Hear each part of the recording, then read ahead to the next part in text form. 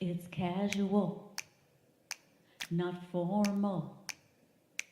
It's hosted by Rory Pendlin. Oh, and Renee in tow. It's time to start the show. 1, 2, 3, go!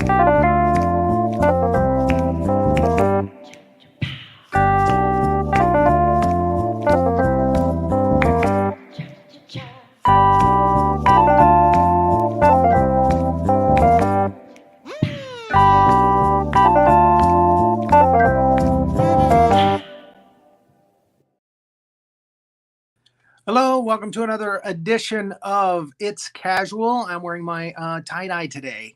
It's casual, you know. Let me bring up Renee Jaworski to join me. Hello. I love watching back the theme with from over the last like year and a half, and just seeing all the different guests that we had, and also how different I looked because I always look different every day. You know Nobody why knows I'm what I actually laughing. look like.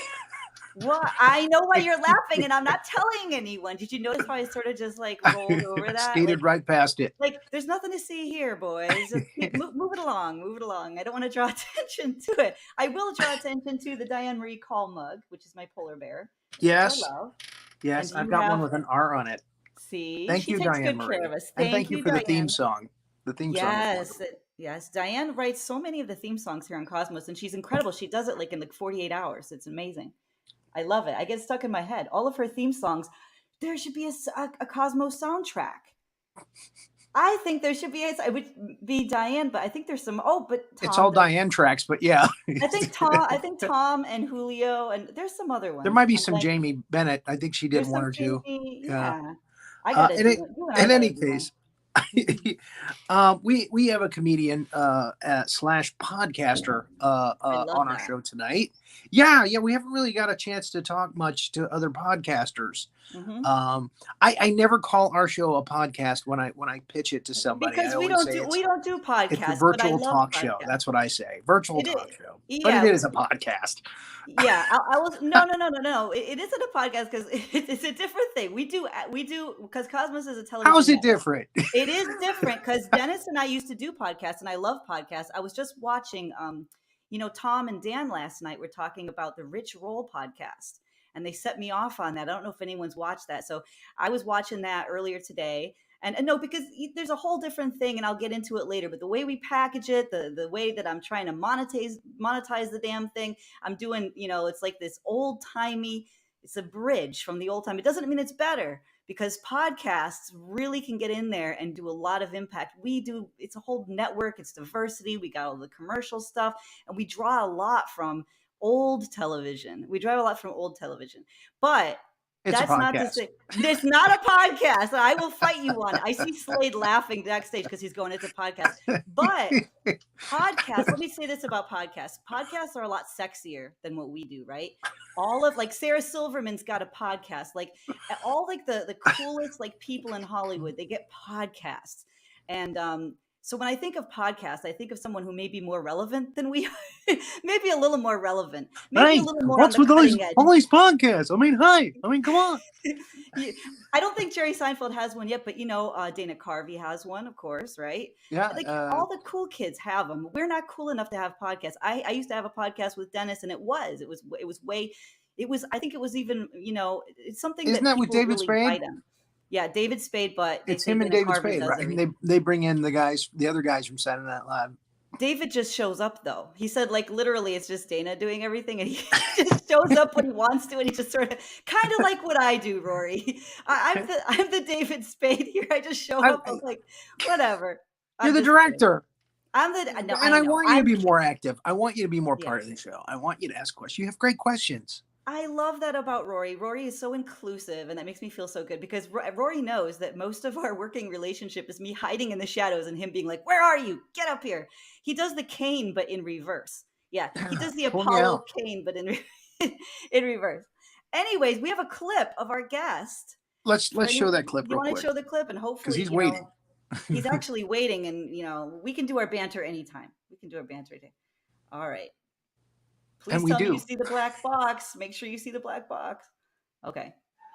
My oldest niece is 7 now. Her name is Kennedy. She's adorable. I love her to death. I try to have these cool little, I try to be a good example to her. And the other day, I go to pick her up and have this day at the park with her. I go, and her name is Kennedy. I go, Kennedy, let's go to the park. Let's ride your bike. I didn't know this. 7 years old. She looks up. She goes, I don't know how to ride a bike, Uncle Slade. Right? 7 years old. I'm like, no, niece of mine's going to be a little no bike riding punk ass little. I go, get your bike, let's go to the park. We go to the park. Have you ever tried to teach a 7-year-old anything? It's almost impossible.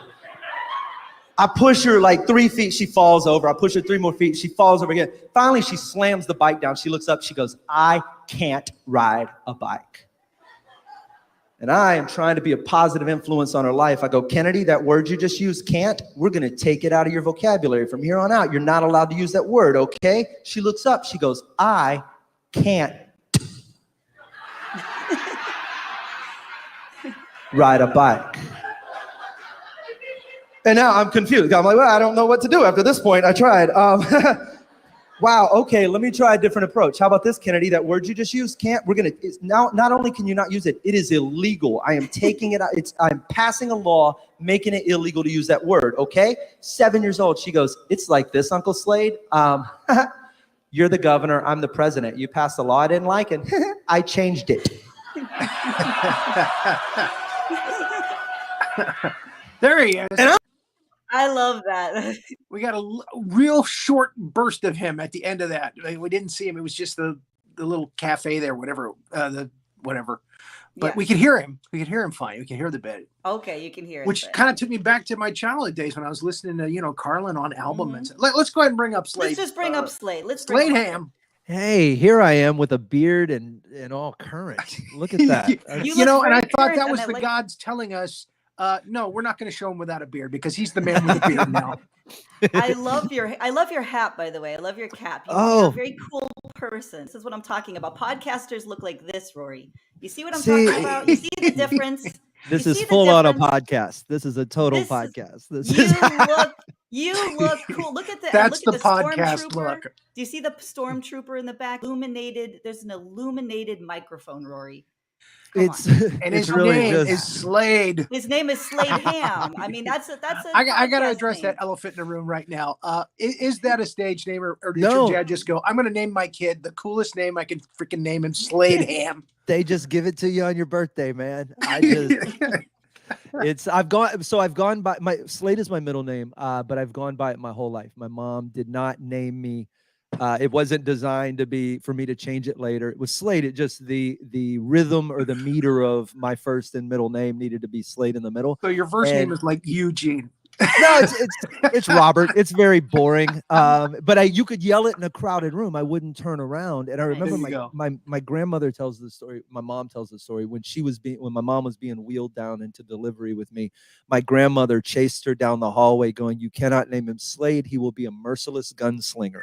And if that ages me, I guess that my grandmother lived in a time when there were merciless gunslingers. Gunslingers. I And I can avoided just it. picture it now. It's like Slade, I'll see you at high noon. Exactly. It's like very cool. You need it. Slade, Ringo, we're going to town. There was no danger of me becoming an accountant, I don't think, with a name like Slade. I just want to say this for the record. I'm Slade Slade, I'm gonna do Ham, your I'm taxes. calling you out.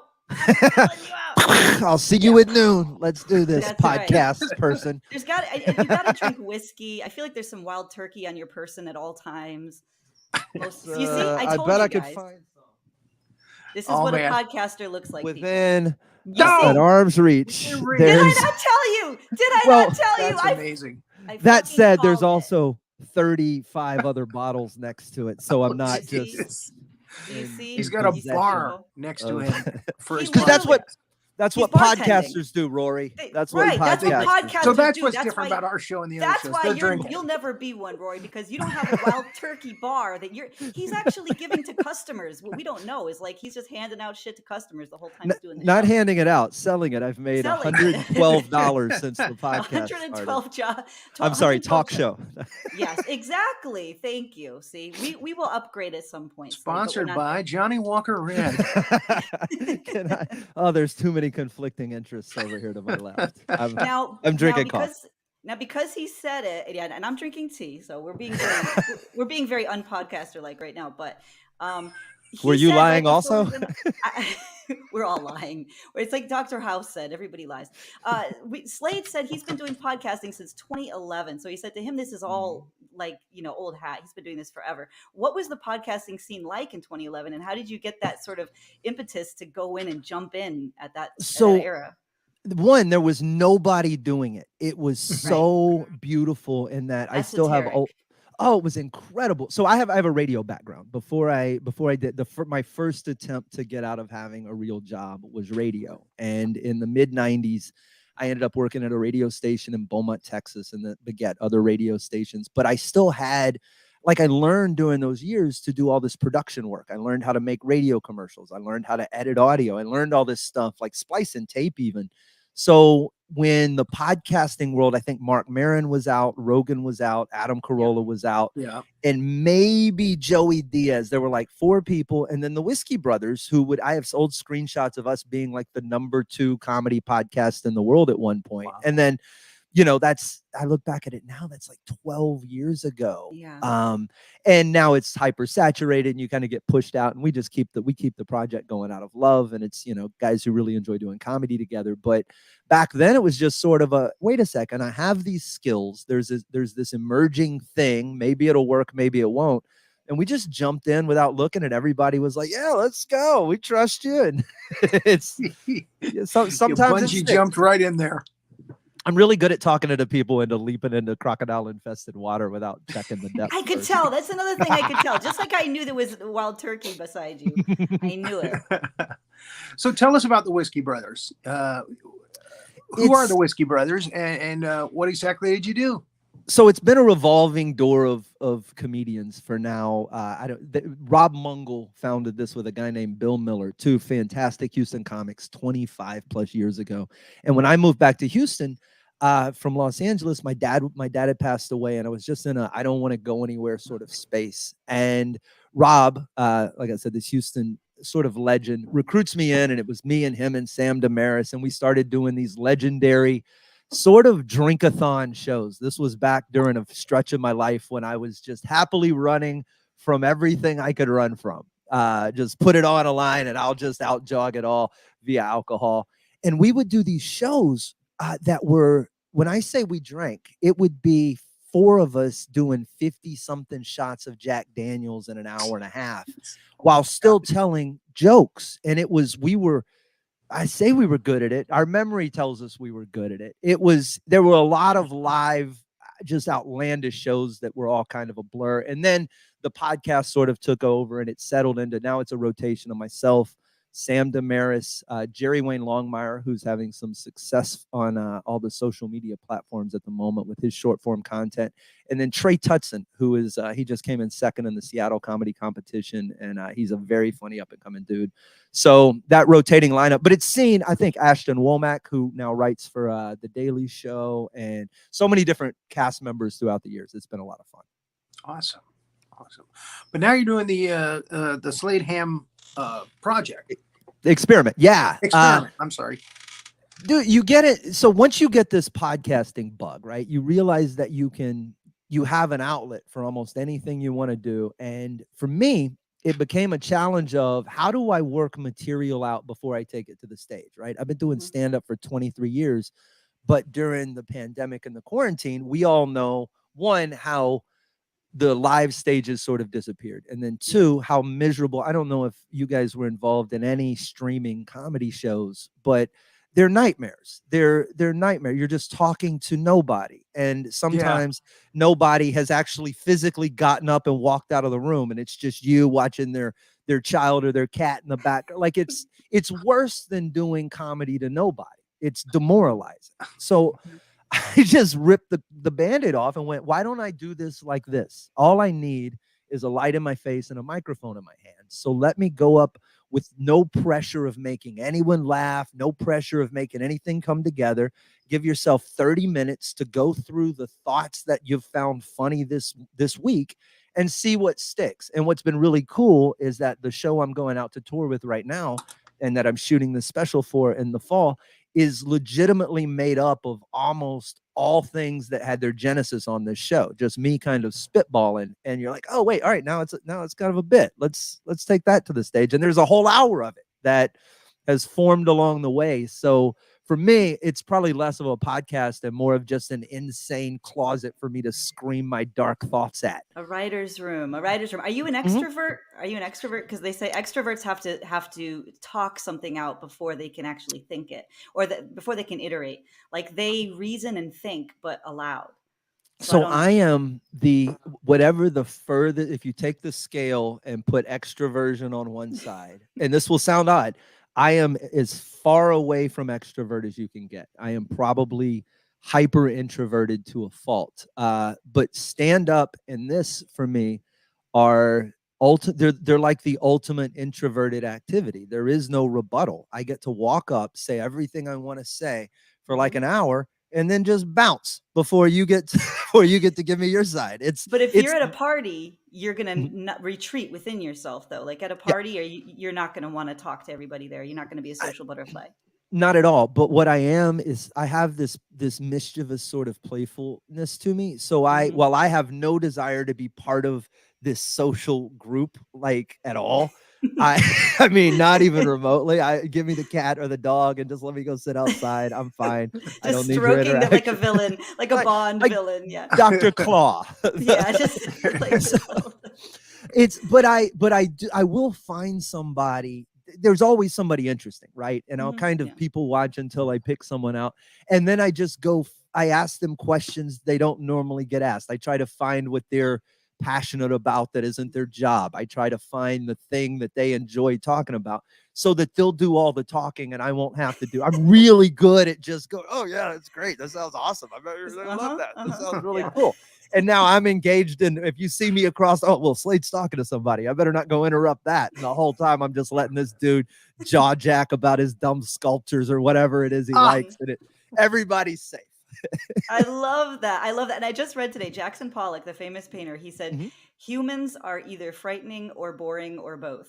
Like that's his experience. Frighteningly boring. He said, yeah, there's frightening and boring. And so for him, he said, I was just going to do painting to extract myself from the entire social scene.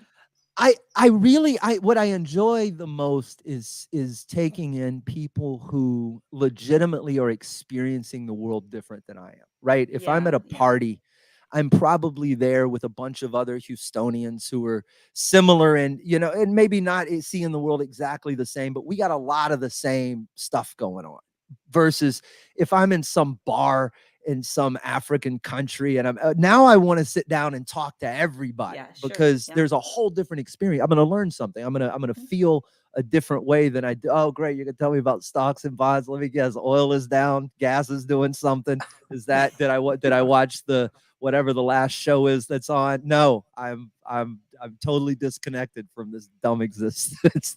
Well, you just said something one more time, and I want to ask you, I'm not cool enough to say H-Town, I don't think, but can you talk about Houston? People who are Houstonites, they're really into Houston, and I've never been to Houston.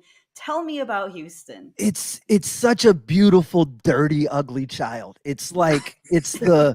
I was going to say it's very gritty, right? It's dirty. It's so dirty. It's really, there's not a clean part of it. I mean, there are some. But like Cleveland? The Woodlands. The Woodlands.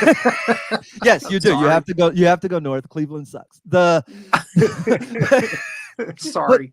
The beauty to this is that Houston is the most diverse city in America by far. We have the largest Vietnamese population. We have clearly the largest Hispanic population. We have, and then our proximity to both Mexico and Louisiana gives it this culinary sort of charm that there's spice from different directions. African immigrants. Huge. And African American community too, right? Yes, massively large. So you have all these different represented parts of the world, and then we have this magnificent art scene and museum scene, and just everything about this place is kind of whatever you're looking for, there's a pocket for it. And then it's a very vibrant comedy scene that has a lot of history and pedigree to it. So for me, and it's centrally located, I can fly absolutely everywhere because it's a United hub and my family's kind of here. So, but the city itself is just, if you come here and you don't like it, I think you did it wrong. Like it was, oh, I went to the airport and I left the airport and went 10 minutes out and hated the city. Well, you didn't get to the city because we have 2 airports. Right. They're 90 minutes apart. You didn't Mhm. see the heart of this ugly, ugly child. Wow. And it's going to change because Elon Musk, of course, he bought up all this land a little bit south of you guys, and Mhm. also now west of you Uh-oh. guys between Austin and Houston. He bought up that whole land up there. So I I'm wonder how not- that's going to change everything. I don't know. I'm not scared of Elon. I'm not. Everybody's Did you got hear that, this. Elon Musk? Slade Hams calling you out. He's calling you out. Let's whatever you want to do, buddy. Let's. You better I'll have strap a on beer your with you. stick irons. High We can noon. wrestle as long as we don't have a rocket off. I think you're gonna win, or I'll win. Everybody's so You're terrified. messing with the of wrong him. Houstonian. He's Houstonite. No, it's Houstonian. It's Oh, okay, Houstonian. okay, sorry, It's I didn't see. Austinites. Austinites. Austinites if you're from Austin. It's Houstonian if you're from Houston. And I think Mhm. Dallas is Oklahoman. Maybe. That sounds right to me. That sounds Wait. about right. Yeah, it's no. So I'm not concerned. Dallasites. Dallasite. I don't even know. I really don't know. I lived there for almost a year, and I don't know what they're called. That's how little I cared. Anyway, let Elon build whatever Elon may build. I'm not of the ilk that's like Elon's ruining my life. These billionaires have got to go. Well, it's got to be Your something for accent would have to space. It's got to change, be yeah. some Mars thing because Houston, we got a problem. I mean, It's it's just everything space is down here. That's Mhm, that's what yeah. that's the juxtaposition that makes me laugh down here. We get this national everybody thinks Texas is this hick-filled bunch of cowboys in the road shooting their guns. Yet also we're somehow putting all the people on the moon. So which one are we? Are we no, the we're just doing backwoods those jokes hillbillies? because your name is Slade. I own it. But again, I was named after Rory Calhoun. I don't know if you know who that is, but Rory Calhoun. He sounds like he steer wrestles or drives race cars. Or both. steer wrestling is closer. He was a Western star. See, look at that, Rory versus Slade. At the end of his career, though, he was doing horror movies like Motel Hell. Poor guy. Oh, how the mighty have fallen from the sprawling Western genre. Night of the Lepus, giant killer bunnies. Seriously. It's just sad. Those were the good days of film, though, when you could make anything. Because if you could make it, people would watch it. Now it's all because everybody can make stuff. Nobody watches anything. Like everything gets 2 views. But back then, if you were one of the people that could make a movie, you could just release killer tomatoes or 50-foot women or dumb giant rabbits, and you just weirdly set them up next to the camera and go, look what I made. And people didn't have a choice because maybe 6 films came out that year. I missed that. I will say that I saw Renfield last night. And it's definitely worth a view. It's fun. Okay. Renfield? Yeah. Hang on. Nick Cage plays Dracula. Oh, that's the way. I forget. He is constantly putting out weirder piece after weirder piece after weirder. Didn't he just play himself in a movie about himself that wasn't really about him? Okay. Yes. He's a ninja warrior. But he was also a guy who raised a pig in a movie recently. And I didn't see that one. Bro, he's doing the weirdest stuff you've ever seen. I think the movie's just called Pig. And he's like a truffle farmer. Am I making this up? Am I having a fever dream right now? Is this if this isn't a Nick Cage film, it should be a Nick Cage film. Farmer. Honest, that right there. I think he was a truffle. It's either him or Mel Gibson, one of the two, who's lost their minds and is making a film every 3 months. But I think it's him who. That sounds like it's Nick Cage. He's a truffle farmer, and I think it's very John Wick, and that someone kills his truffle pig or messes with his truffle pig, and now him and the truffle pig go on a hunt for the. I'm not making this. If I'm making this up, I'm going to make this film. This is. Well, they actually portray Dracula as an abusive narcissist gaslighter. Okay. So you tell me if you were interesting take. If you were somebody who was like 600 years old and you had all these Dracula powers, right? All the powers of a Dracula, you don't think you'd be, I mean, for your own amusement at the very least, because you're having conversations with ostensibly, still weirdly, probably girls in their 20s and 30s. So how do you sit through those conversations without pulling some sort of shenanigans, right? You would be a little narcissistic when some girl's going, hey, can we go watch Justin Bieber? And you're like, I watched Beethoven write his symphony. And you're just, oh, come on. That's, it's an interesting take on him. You know, it's one that they haven't done yet until now, you know, so.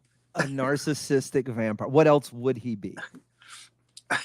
And a gaslighter. and a gaslighter. But because he literally grew up when lights were gas. That's like, it just means turn on the light. It just means turn on the light. Why hadn't they done it before? It makes total sense. I'm writing down Renfield of things to do later. It's over the top, graphic, gory with lots of CGI gore. It's and it's Nick Cage. You can't take anything Nick and Cage it's Awkwafina, does, so it's fun. Who is also fantastic. I've slowly fallen in love with her. She's another one. Is that a stage was a bonus. name? When I turned it on, I didn't know I was going to get Awkwafina. Is that a stage name, or did her parents do that to her also? I think her parents did that to her. We're gonna make sure that everybody remembers your name. Awkwafina was never gonna be an accountant either. That's good for both of us. At least your dad didn't name you Sue. That was written by Maurice Sendak. Was it A Boy Named Sue? No, Shel Silverstein. Did Shel Silverstein write that? Silverstein wrote A Boy Named Sue. I know it. Oh, that's funny. I swear to you, that's either true or I'm just going to spend the remainder of this episode making other stuff up. That makes better sense. Go watch the Truffle Pig movie as written by Shel Silverstein.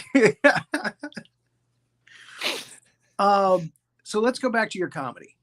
Mm-hmm. You've been doing comedy a long time, you said. And I noticed that Eddie Brill, who's a friend of ours, has been on the show and is very highly respected in the comedy business. He follows you on Instagram. So obviously you're very cool, which we know. You're very funny, or both. And I'm guessing both, having spent, 27 minutes with you now. I'm for sure a liar. That much with this. And that's okay. So, the beginning. Tell us how it all began.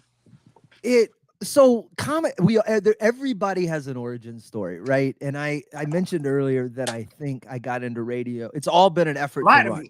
I was bitten by a radioactive comedian. I swear, I think that's what happened. Nick Cage you was should there. be here for this. I'm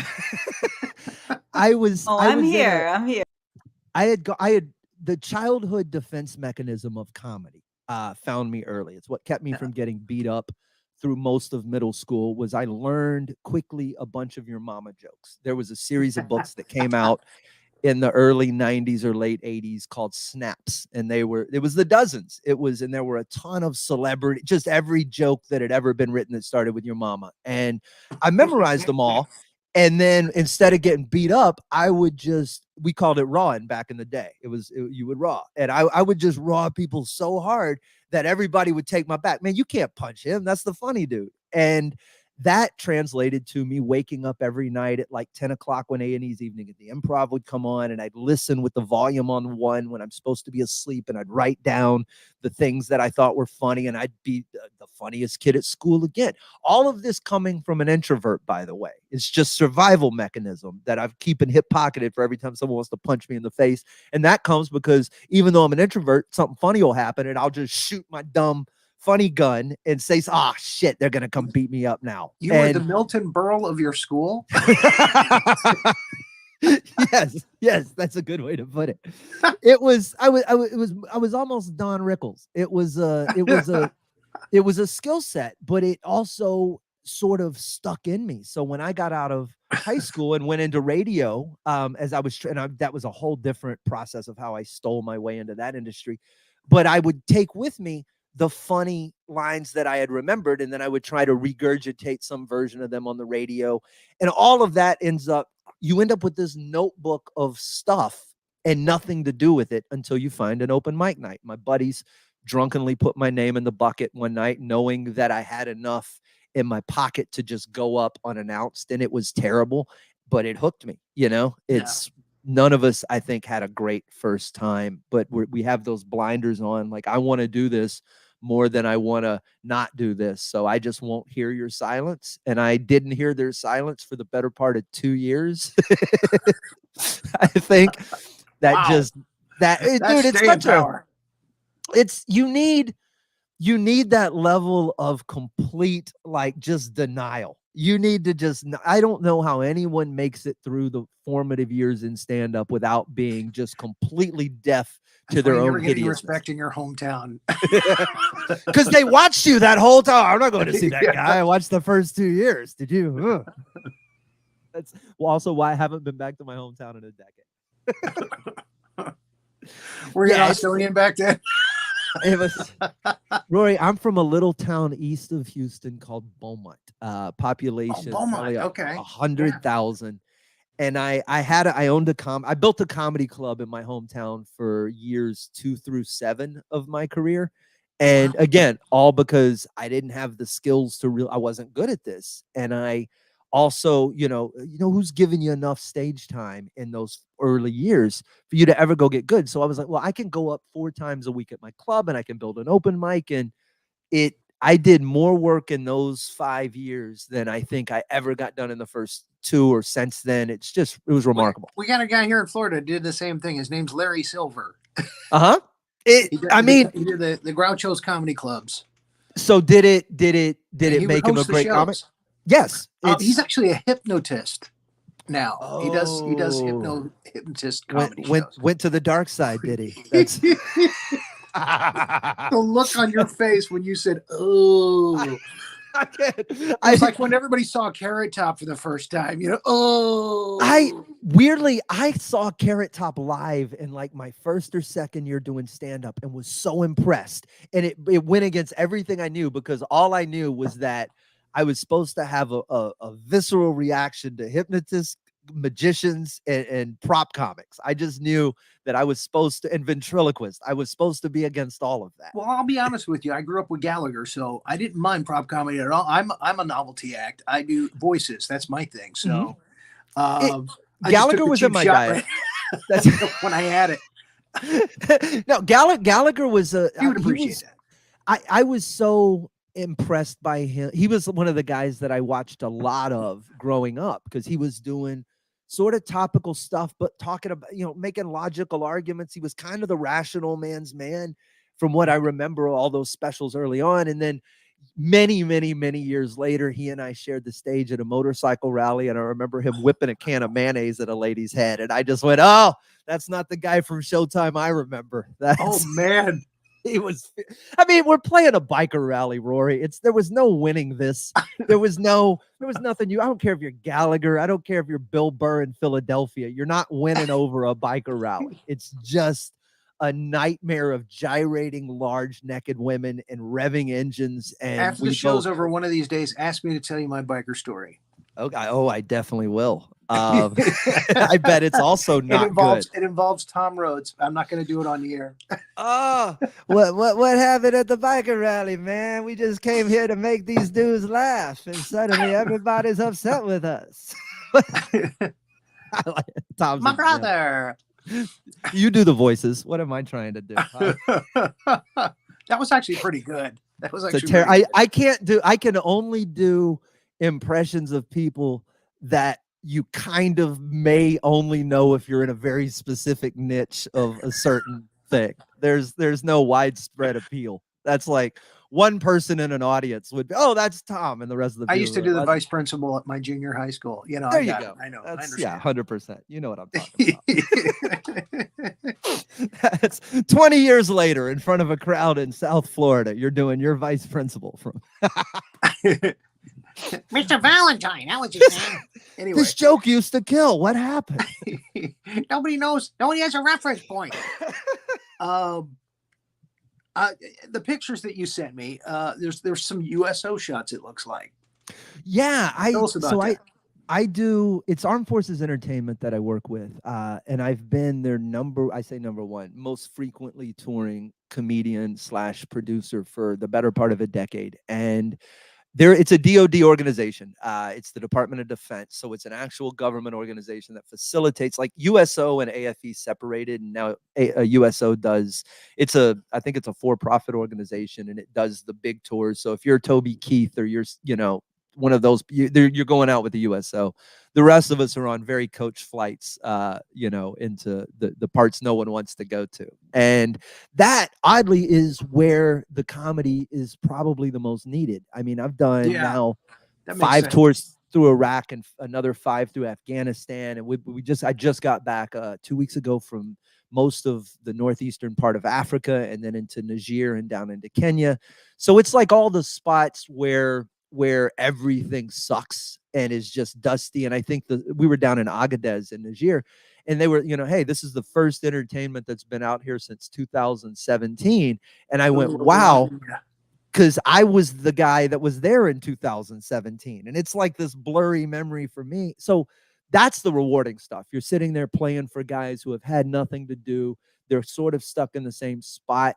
They're starved for entertainment. And then you get not just the show, which is fun, but you get to hang out with these people afterwards. And it's sort of magic to see how much they light up. You can see body posture walking around a base and just sense morale in general, right? You're watching the person kind of slumped over at the coffee shop, doing the same thing they've done every day in a row for 6 months. And then you watch how they come into a comedy show and they're just sort of and then afterwards, everyone is in a different state. And you the job is to keep them there as long as you can, right? Just being upbeat. That's gotta make you feel good. It's Rory, how many times have we played in our careers to ridiculously uninterested drunks? Just surprise comedy. Hi, welcome out to the Electric Cowboy. Here's your comedian, Slade. And the record scratches and 3 guys in cowboy hats turn away from the bartender they're trying to sleep with. And the crickets go to the back too. They don't even want to be in the front. And you're just yelling over those drunken noises to nothing. And this is that you're actually doing something that has a immediate feedback more so than just drunken laughter. It's like, whoa, I'm talking to people telling me that what we just did changed them. And that's, who gets that luxury in their job? So I'll take those tours as long as they'll give them to me. Any danger as far as going to those places? Or, was it just, these are really cool places? I'm surprised that, they're war zones, that kind of thing. A little bit of both. I've never had anything, crazy danger. I've had sirens go off or we've had to go to bunkers. And we had a time when we were the first time I went to Iraq or the second time, we got on this plane, and it's in a combat zone. The military, they operate a certain way. There's rules and protocols, and everyone, because they've been through the training, knows most of these things. And then we're just sort of like pinballs plunked down into this machine, and we go where people tell us for the most part, right? And if you're in Iraq and someone says, get on this plane, who am I to say, well, that doesn't sound like the right plane to me, right? Because the odds of me being the one that's right in this equation are just, they're low. They're better than 0, but they're low. So I didn't say anything when they said this plane is blah, blah, blah. And we get on and we don't get off at the first stop. We get off at the second stop. We get escorted off the plane, and we get to the ashen look of the person who meets us there, who's not supposed to meet us there. They're there for someone else. And they go, yeah, you guys should not be here at all. And you're like, what? They're like, yeah, this. And they tell me the name of it was either Kirkuk or Balad in 2006. So they tell me, yeah, this is, you're basically in Mortaritaville is how they referred to it. And I went, what? And they're like, yeah, this contract, I shouldn't be smiling about this contractor got killed when a mortar came over the wall like a week ago and hit these containers where also we're putting you right now. So this is your room. And it's just, you're very, and you can hear gunfire in like outside the walls and stuff. And I remember there was a show in Solder City where, I think I'm sitting off to the side. It was either Sam or Christina Lopez was on stage. And it was the first time I heard an IED like go off, like doom, like this low thud. And for me, my heart stops. And I remember looking at the dude next to me, like, what? And nobody else moved. So you just kind of settle into that rhythm when someone goes, it wasn't close enough to matter. And you go, okay, file that away. That thud is far enough to not matter. I guess I'll wait until the next thud so I have another data point. Does anybody want to tell me where on the thud meter I should get alarmed? But Rory, you go it's like through counting seconds with thunder. Oh, yes, it's getting it's getting closer. Yes, it's getting closer. But you amazingly fall into a rhythm of, okay, I just don't hear that anymore. We're like the most adaptable creatures in the entire world. And now, having been out to all of my injuries or scary things have been nothing related to military activity or violence in that regard. They're either I was in a boat that almost got knocked over by a hippo, or I crawled into the engine of the exhaust. I remember in Romania, the exhaust of an F-15 fighter Hornet, and they were showing us the plane. I was with the Canadian military on American Thanksgiving, so there's no real Americans around. And the Canadian Air Force, the Canadian Air Force is showing us this plane, and this girl, this flight engineer, she's really attractive, and I'm sort of not listening to what she's saying, and I'm just not. And she throws her flashlight back into this exhaust, and she's like, "Does anybody want to go get it?" And I'm just ridiculous. Yeah, I'll go get it faster than anyone's ever gotten it if it'll impress you, Miss Canadian flight engineer. And I crawl up in the exhaust and I shove myself back, and there's a metal fin inside of the exhaust that she, to her credit, did tell me about when she was given the overview, but I wasn't listening because lizard brain. And I crawl in and I spike my head on this fin, like hard, like I thunk, and I kind of to the point where I had to sort of pull it off like I was chopping a log or something. You know what? That it actually stuck in there. Yeah, and I remember so a series of thoughts. One was, bro, you still gotta get up in the hospital 3 days later. It was so close to that. I was like, first thing, bro, you can't not get this flashlight. You got in here to get this flashlight for this girl. You're gonna get this flashlight, and then a little bit of blood sort of starts to run down your eye, and you're like, well, maybe you should get this flashlight faster. And then I crawl back and I grab it, and blood is still dripping. And when I got out, man, I just went down to one knee, and I was pouring blood. It's just gushing. And these head wounds, yeah, they do that, don't they? And the Canadians patch me all up, and they get a bandage on my head, and then they send me to the American clinic, and the American doc, because it's Thanksgiving. And it's a small clinic. And when I say clinic, it's like it's a bodega. It's a corner store. It's nothing. Right. It's one dude sitting in there who is not really supposed to be there. He's just sort of the guy whose job it is on Thanksgiving when the people who are probably supposed to be there. Not here today. Sorry. Yes. I'm the Band-Aid guy. And I go, hey man, here's what happened. And I've got a bit of a head wound. And I took the thing off. And his medical response was, "Oh shit!" And oh my god, ah! Full blown. And I go, "Oh." And yeah. He fainted. Almost.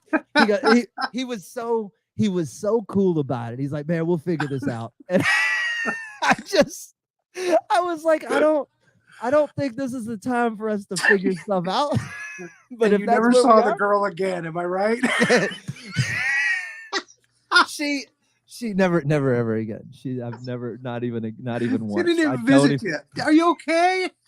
Not even a Facebook message, nothing. No, I ran into her that night. The Canadians were kind enough. There's a little Canadian bar on this Romanian military base, and they took me in there, and they just got me sloshed that night. It was really, hey man, sorry about sticking, because the dude told me, here was the thing, they were making up for what the American doctor did. They were like, you should have just come to see us, because the American doctor, he looks at me and he goes, look bro, he goes, so every time I take this off, it bleeds a lot. He said it like it was a realization, like he had just come to okay, so every time I do this, and he goes, I'm gonna have to stick you with 4 needles to deaden it, or I'm going to have to stick you with 4 needles to stitch it. So would you rather 4 or would you rather 8? Because 4, if we just do it dry, it'll take less time. That's like the conversation I've had. So they were so apologetic, like, oh, we're sorry you had to deal with. And they're Canadian. They were probably just with a flashlight. Buy him a drink.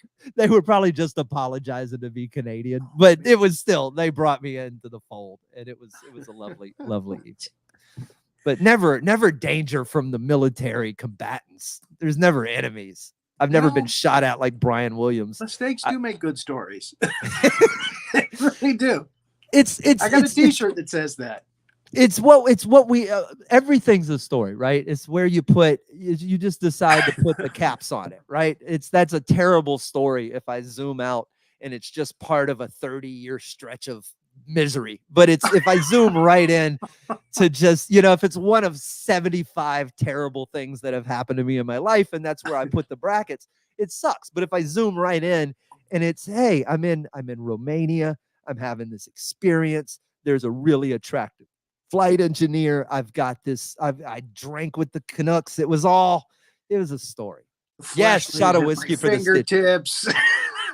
Yeah, chunks of my head were falling onto my hand. Concrete. I've lost 3 pints of blood. Date tonight. It is a lot like surfing. I also thunked my head doing that in Costa Rica. Yeah, Sandy, as one of our other show hosts on Cosmos here is Sandy D. She's got a surfing show. She's watching right now. I saw a message from her earlier. I'm a terrible She's jumping surfer. up and down now. You got her excited. Oh, he's a surfer. No, having been I'll get him on my surfing show. does not make one a surfer any more than having done an open mic makes people a comedian. I am an open micer of the waves at best. And I cannot kayak at all. What? Kayaks are almost self-guiding. You almost can't. What kind of kayak? Are you doing like the little lazy river kayak? Or are you doing like the white water? You're upside down. You got to learn to flip yourself over like a seal kayak. Because that's the second one. Okay. Well, yeah, that's hard, Rory. Yeah. There's white water. Of course, that's hard. But I was in the Virgin. Was it the Virgin Islands? I think it was the Virgin Islands. Yeah, that I was in. Did kayaking look like something that might be simple when you put your legs in the banana? I figured I might be able to figure it out. I'm pretty good with balance, and no. I don't trust anything that can actively hold me underwater. That's surfing works. That's kayaking is like, blah, blah, blah, blah, blah, like what you did. I can't turn this over. My arm's gonna be around the bottom of it. I'm gonna go to shore this way. Yeah, it seems like it'd be like if you could somehow invert yourself skydiving, it would be much harder. Kayaking seems impossible from the jump. The only way to not drown would be to not fall over. I'm with you. Good for you for having that realization. Say lost a kayak in Mexico. Who loses a whole kayak? I have been kayaking wrong my whole life. If you guys, I didn't lose it. I'm looking at Sandy. She lost the kayak. Sandy lost a kayak. This is all beyond me. I'm an adventurer, but I think I could come back with the boat I left with. Would be. Yeah, you strike me as a person that's into extreme sports. Less so now than I used to be. Yeah. Your body gets old. There's a point where my left knee. So I remember I had this is, so I used to be in fantastic shape, right? It's just been this slow declination my whole adult life. I ran a 4:54 mile, I think, my senior year of high school. Yeah. Shortly after that, I started smoking, and then you don't run again once you start smoking. And then when I quit smoking, a good friend of mine, fellow comedian Christopher Titus, challenged me to a race. Tight man. And I said yes. On the show the other day. He's a dear friend. He's a good dude, but he's also in much better shape than me. And despite having a couple of years on me, and we raced in Dallas, and I have never felt closer to death in my life. I was making sounds that I was sucking. I sounded like sand people from Star Wars. I like a Tusken Raider. I was burying my face in the water, making dolphin sounds, trying to suck anything life-giving back into my face because my body had betrayed me. It was no longer the thing I grew up with in high school. It was not this thing that I courted in my 20s. It was this sellout Benedict Arnold of my life that just left me hanging out to dry. Anyway, I almost died. And then the same thing happened with the last time I went on a roller coaster. it's and I thought it was going to be a wimpy one. Boy, was I wrong. It was the Hagrid thing at Universal Studios. I haven't ridden it. And, you know, my daughter loves roller coasters. She's 17, and I used to love roller coasters. Mm-hmm. And, yeah, it's like your body's like, hey, you're gotten a lot older there, buddy. What got you? Was it the motion sickness, or was it the violence of being thrown against metal edges? Which most roller, I didn't realize that it was a combination of things. There was twists outside. There was it drops you. And elevates you, and quick stops and starts. It just drove me nuts. You know, if you're on a roller coaster, you can just kind of work your way. Like, okay, if I move this way, I can go with the turn. You can kind of figure it out. But this was just throwing all kinds of weird crap at you. Yeah, which means you're now getting thrown against these unpadded ass walls. We're going backwards now. I want to know what roller coaster designers are actually doing, right? Like, what emotion are you trying to generate in the user? I imagine they have a meeting, right? You're not just some sadomasochist dude who's making roller coasters for himself and others to be tortured in. You have to be doing this with I'm going to make you feel like this. And it just feels like most of the things they want to make me feel like are them just being assholes. It's not, I want to make you fly. I want to make you feel like you're playing Quidditch or going to Hagrid's forest house or whatever dumb thing that's probably masked as. It's like, no, the real truth is I just want to take strangers and slam them up against metal walls long enough to feel. That's how I sleep at night. The kids are going to be talking about this one. This guy's got a clicker on the entrance gate to that roller coaster, and he just goes to bed every night checking the number of passengers the same way people check their Facebook likes or their email. We got 629 schmucks walking through my metal torture device today. That's exactly what it was. We just got old, Rory. It was a big metal torture device not meant for people my age. And I learned my lesson. I said, that's it. I did a video and I said, that's it. I'm done with them. Because you get injured now with, it's not the stuff I thought would take me out, right? I'm prepared to say no to tackle football in the street at this age. I've learned that's a for sure no. I'm not going down that road, but I shouldn't lose my Achilles tendon at an Irish rock concert. That shouldn't be how it went. You know what I mean? Like, oh yeah, I was dancing to a bunch of guys singing Whiskey in the Jar when my entire right leg went sideways on me. That's not a hamstring you. I thought I got hit with a shovel. I thought someone came behind me and hit me with an axe. I felt my entire Achilles. The whole thing didn't pop, but half of it popped and sort of raveled up into my calf. And it was right before I went to Iraq. I was wearing a boot the whole time I was in Iraq because I don't have insurance, and I was just living off of, well, it'll either heal itself. A comic with no insurance? Come on. I know, right? That's my medical plan for a popped Achilles tendon was, let's see what happens. You popped it. Oh, man. It was a partial tear, which, if you don't know, tendons do repair themselves. Like those parts of your body come back. So it wasn't a full tear. Painful. Yeah, it's lengthy and painful. In my grown-up life, the worst pain I've ever felt, and I've had terrible things happen to me. But 2 days after the tendon popped, I was laying in bed, and I woke up with a calf cramp. And I don't know if you know how calf cramps work, but the only way to fix them is to flex them out. And I don't know if you know how your foot flexes, but it uses the Achilles tendon that I wasn't in possession of.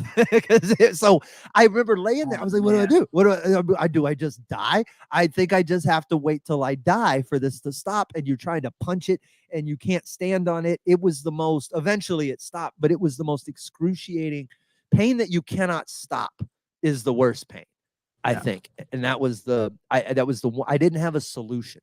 And that was just, I went into sort of panic mode. Maybe I'll just die. I guess I'll just die. Is there a banana close by? Bro, I'd have eaten a flock of bananas if I thought it would have if it would have fixed my I need calf. potassium. Are they that instant? Are they like EpiPens? Do they make the cramp No, go no, away? it's not instant. No, Like you said, you have to just work out. You have to work it out. You with can't your, just like, shove a pointing the toe, banana into that your kind of thing. chest like it's Pulp Fiction. And of course, your body's like, no, that's going to hurt worse. Don't do that. It was. I've never had more conflicting emotions at the same time. I was full blown on. I was on board with death. I was like, if there had been a tool close enough, that wouldn't have cut. It depends on what the tool was, right? Could I have cut my leg off with the tool before I could? Anyway, that's a lot of contemplation while you're there was a time, when I was getting them regular at like 4 a.m. I'd wake up with just a terrible calf cramp or the arch of my foot. Oh yes, those two. I feel like women are laughing at us hysterically at how crybaby we are about the 2 cramp issues we've had to deal with in our lives. I know. It's like, basically every woman here is like, yeah, that's 15 days. Tell me more. 15 days out of every fucking month. Did you know, let me tell you something. Doctors have said that symptoms of PMS are the same. They can have the same intensity as having a heart attack. So women are just walking around feeling like they're having heart attacks and you don't even know. And then if we snap at y'all, you guys are like, oh, you guys are on the rag. You're so emotional. It's like, yeah, no, actually I'm doing all the same shit I usually do when I'm not having heart attack symptoms. Thank you very much. Well, Man I've never flu is real. I've never gone so far as to say, oh, I can tell you're on the rag, but I have known, you know what I mean? You can tell. But if you guys I've been able to tell. If you guys were feeling 13% about we were feeling, you would be dead, like literally dying in the streets, like because we are big crybabies. We are. One calf cramp. I pray for death. I was right there. I would be a woman for exactly 15 days before I threw in the towel. Yeah. I know my limit. Because 10 out of 10 pain is like passing out from pain. And I've a lot got of women the like sniffles. every I month can't go to work. Yeah. Yeah, women hold it down. Women and having a baby, like, and that's another thing. I love how doctors came out like there was a global conference or something, and then doctors came out like 10 years ago, and they said, "Oh, we just figured out that having a baby is the worst pain ever because it's the same amount of pain as having every bone in your body broken simultaneously."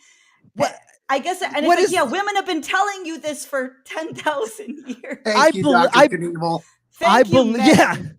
I believe that. I believe that wholeheartedly, but I also don't believe that they sat right down next to some woman who has had a baby and also broken every bone in her. But I need this. True. I need I don't know how these metrics from the same person. They got to that. Oh, yeah. It's the same. It's probably worse. It's probably. I imagine. Who is this woman?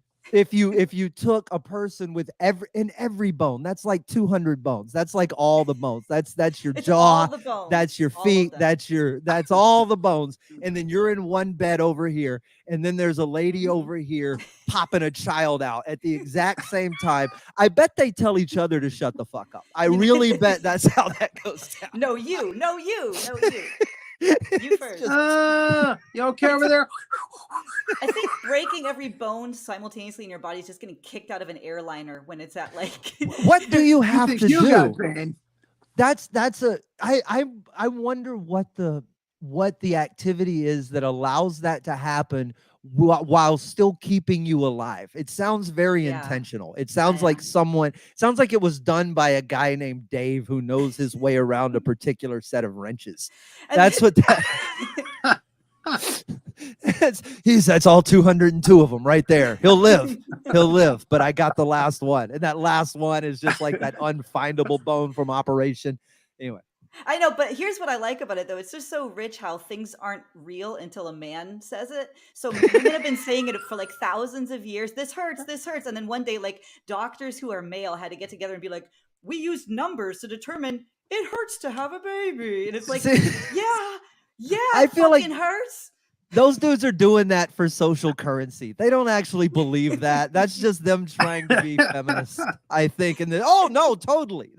I do believe it though. I can't fathom. I believe it. Yeah. I can't. I just because I can visually do the math of the thing and the space that it's moving through. And if there's one nerve attached, then I imagine that's excruciating. I can't. Right. That doesn't seem. But this is why. That was very nicely put. Mother's Day is coming up, and this is why. No matter what animosity you have towards your mother, just remember what she went through. Just be like, Mom, I'm so sorry. I'm so sorry, Mom. Except for I was in labor for 6 hours with you. But then you see those women who get addicted to it, right? Like 19 and counting, or 46 children, or whatever. I don't know what the record is. Addiction, pain addiction is real because you get all these endorphins. You get a flood of endorphins. endorphins. Do you think they're like parents instead of becoming cutters? Is that like their thing? Maybe it could be both. You don't just know. We have save to up all that. Should I that have a teen baby angst? or should I get a tattoo? We need to find someone who does both, and then we can interview them and say which the pain, tattoo octomom. Which pain? But I have a friend. I'll tell you, I have a friend who has 4 kids, and she always says to me, "Oh, having my children was such an enjoyable, pleasurable experience." She's the only one I know who says this, by the way. And I'm always like, "What?" And she's like, "Oh yeah, the pain was like so beautiful." And I'm like, okay, that's so maybe she's one. We could. That's a ask her. compensating lie that parents must tell themselves to justify. I think she's lying. She's got to. And I do you think these children are good? Does she have good? I won't put you on the spot, but my guess she has really good kids. She has really good kids. Yeah, they're really good. Because if they're horrible, I can understand justifying the pain. You've been lying to yourself like for the so kids long. In Raising Arizona, right? Right. No, definitely not. Definitely that's.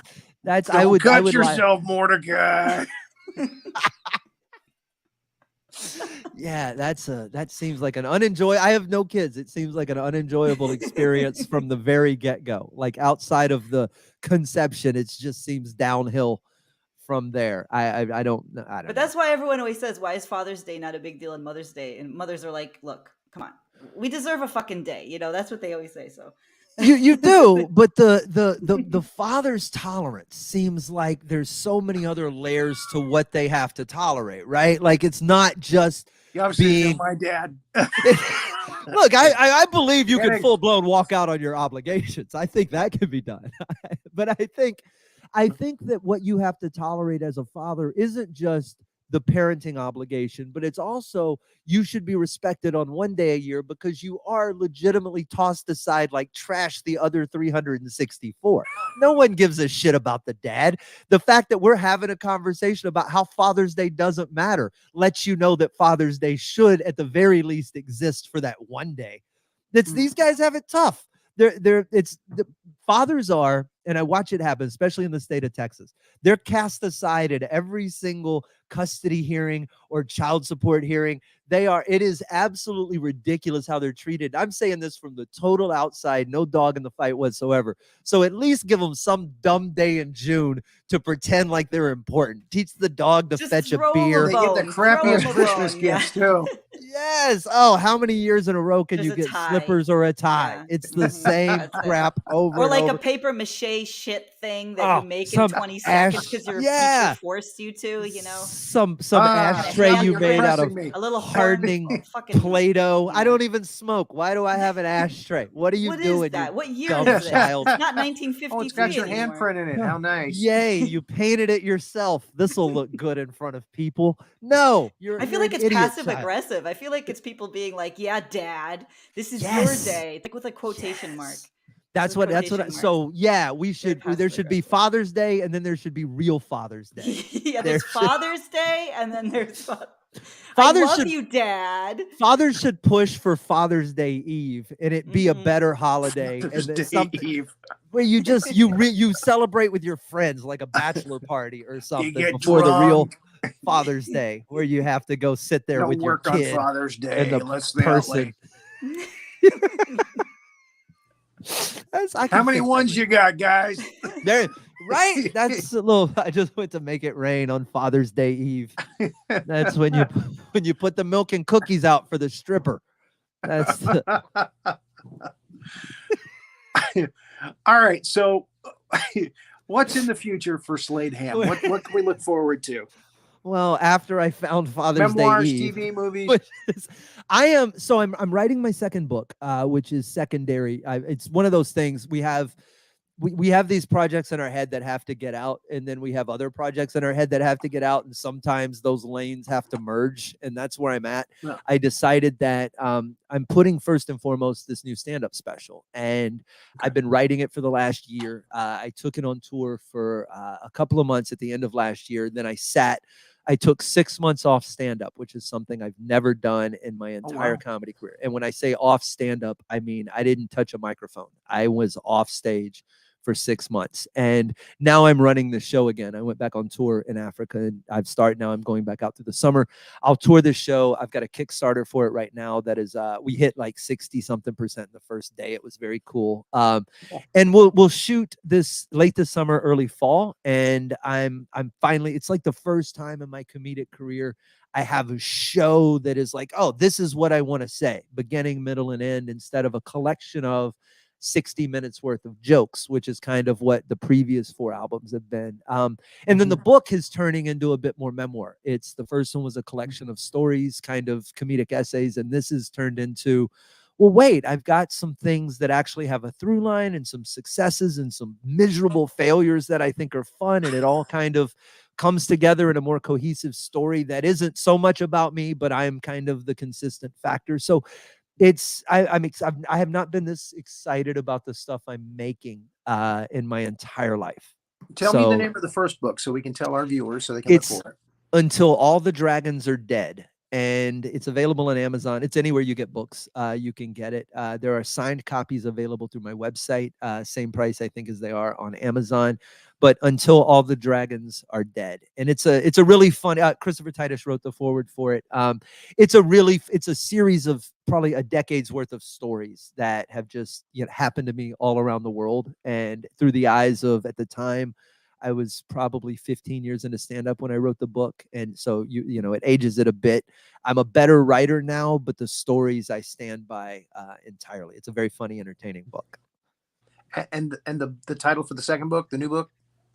Currently, the working title is Just a Punch. I think that's going to stick. And then the special that I'm working on, the title is Signal to Noise. And it's a little bit of an homage to an old Neil Gaiman graphic novel, but mainly it's about how we process this whole sort of chaotic world that we're in, and how we're not running hardware designed to function in environments like this, right? How difficult it is to keep your sanity in this social media world, and how we're trying to just find some side of the pool to grab onto. And that's kind of what's obsessed me lately. And it's sent me down these rabbit holes of sort of how we get where we are and where we are as a people. And I try to take a 30,000-foot view on it. It's not political, and it's not, polarizing. There's going to be moments where I think, obviously, because I think I'm trying to say some real stuff, it's going to rankle people, and people are going to go, oh, wait. And then I think if you stop and listen to the points I'm trying to make, you'll find that they're very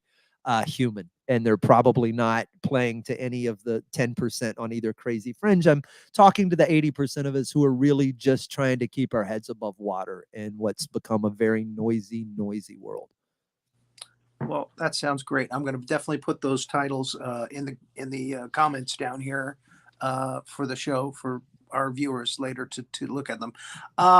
Thank you for coming on. We went way over. We went 8 minutes over. I'm a rambler. No. I mean, we like that. My friend Tom Cheshire, who does Burn It Down on Monday nights, we always kid each other about, hey, you went long. I'm proud of you. I'm proud of you.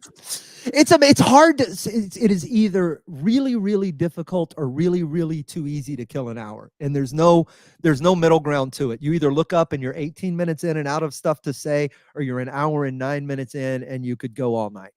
And again, we try to have a good time with our guests, and it shows when we go over. So, well, you guys should consider doing podcasts. Yeah, we'll really get into it one day if you think we're cool enough. I'd love to be a guest. I'll get some liquor. Everybody. Yeah, you need to get more Wild Turkey, and you gotta have to change your. Well, no, Rory's a cool name. We've determined hard liquor. You need to get a cap like that and all that. I wanted to say everybody should follow Slade. I found him on Instagram. He's on TikTok. Are those good places to sort of YouTube is you? the best place to find me. I've Okay. in the midst of all of this chaos, I took a bit of a step back from. I'm on all the social media. It's there, but it's all I'm there. output only on almost all of it, and YouTube is the one where I put my favorite stuff. So if you don't want to miss anything that matters to me, just find me on YouTube and find my mailing list, and you'll know what I'm up to. All right, there you go. And there's Rory's got a cap now. So see, it's not podcast worthy really, but we'll get you there. We'll get there. We'll make you a cap, Rory. He's not really Godzilla. He's called Zilla. That's Don't ask me why I had that next to me here. That's that 90s Godzilla. Both of us are within reach of toys, I think. Both of you are within reach of different Zillas, I think. I have my Baby Yoda, and we're all there's Baby Yoda. Mm-hmm. Grogu. Why did they give him a Russian name? Grogu. I'm really mad at. I thought the entire first season of Mandalorian, I was so prepared for the reveal to be that Baby Grogu was a female, and everybody that kept calling him for all of the first season was going to be proven wrong, and I was going to giggle, and they just went ahead and left it at him, and now I'm all sad that they missed an opportunity. I wanted it to be a girl Yoda so bad. I've got to power watch season 3. I haven't watched season 3 yet. Don't rush to your TV. There's other stuff happening. It's not terrible, but it's also ask me once you've watched season 3, then come back and ask me why I'm mad at it. Now, it's the gist of it really is this, though, that the charm and the allure to everything Mandalorian has always been the scarcity of the armor, the fact that Boba Fett was just the coolest looking dude, nobody looked like him, and the Mandalorian when he came out was the coolest looking dude because there was only one other dude who looked like him. By the time season 3 is done, you're so done with the armor, it just looks like spaghetti, and that's all it. over the place. That's it. Just too many of a good thing. You put too much chocolate in the brownies. This Kevin is the way. Feige, This is the way. This is the way. This John is the way. This is the Favreau. way. This is the way. It's too many ways. There should be one way. This is the way, not all these ways. What am I saying? You guys got a show to take off the air. All right. Well, thank you again, Slade. My pleasure. Thanks for